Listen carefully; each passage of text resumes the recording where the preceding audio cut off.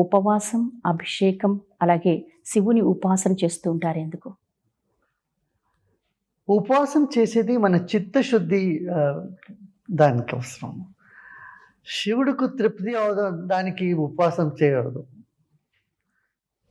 మన ఆత్మశుద్ధి, శరీరశుద్ధి, ప్రాణశుద్ధి, మనశ్శుద్ధి, చిత్తశుద్ధి ఇదన్నీ చేసుకోవడానికి ఉపవాసము, ప్రార్థనలు, మంత్రజాపము ఇదన్నీ చేస్తాం. శివుడంటే ఎవరు? ఆయన ఒక యోగా లేకపోతే లింగమా, లయకారకుడా?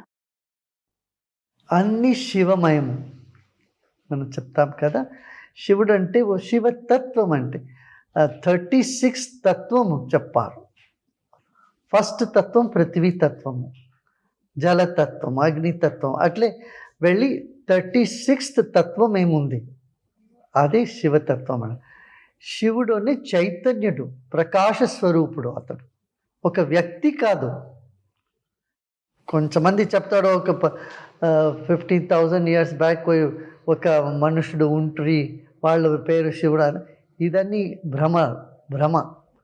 శివుడు అంటే శివతత్వము.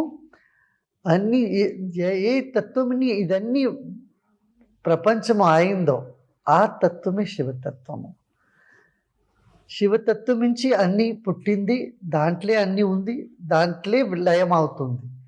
ఆ సార్వభౌమిక, సార్వకాలిక, సర్వజ్ఞ తత్వం ఏముందో అదే శివతత్వం.